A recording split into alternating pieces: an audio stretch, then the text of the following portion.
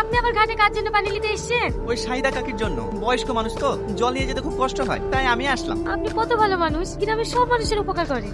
তুমি ঠিকই বলেছো, টনি যে শহরের ছেলে এটা বুঝাই যায় না। আরে না না, মানুষ এই মানুষকে ভালোবাসবো, এটাই তো মানুষের ধর্ম। তোমার হয়ে যায়নি সালমা? চলো। সালমা, তোমার মনে হয় কষ্ট হচ্ছে, দাও কলসিটা আমাকে দাও। না না, আমার কষ্ট হচ্ছে না, আপনারই অভ্যাস নাই, আমাকে দেন, আমি নিয়ে যাচ্ছি। আরে না না, ঠিক আছে ঠিক আছে, চলো। আচ্ছা, এই গ্রামে আপনি আর কদিন থাকবেন? 4 দিনের মধ্যে চলে যাবো। 4 দিনের মধ্যে চলে যাবেন? আপনি যেভাবে গ্রামের মানুষের সাথে মিশে গিয়েছেন, আপনি চলে গেলে গ্রামের মানুষের সবার কষ্ট হবে। শুধু গ্রামের লোকেরই কষ্ট হবে, তোমার কষ্ট হবে না বুঝি? হ্যাঁ, আমারও হবে। তাই নাকি? তাহলে এই গ্রামে বিয়ে করে থেকে যাই, তাহলে তোমার আর কষ্ট হবে না। কি আপনিও না? আরে না না, মজা করলাম।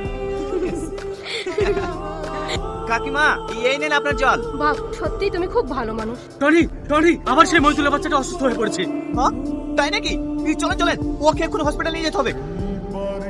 আপনারা সবাই ভালো থাকেন, আমি আবার 2-3 দিনের মধ্যে আসবো। আসছি কাকিমা। মধু, তুমি রাস্তাঘাটে ভালোভাবে যেও। ঠিক আছে কাকিমা, আপনি একটু নিজের শরীরের যত্ন নেবেন। আসছি তাহলে, ভালোভাবে যাও।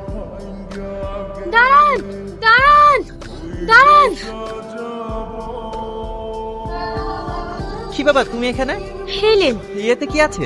নাড়ু, মা আপনার জন্য বানিয়ে দিয়েছে। আপনি তো অনেক দূরে যাবেন, রাস্তায় খিদে পেলে খাবেন। ঠিক আছে।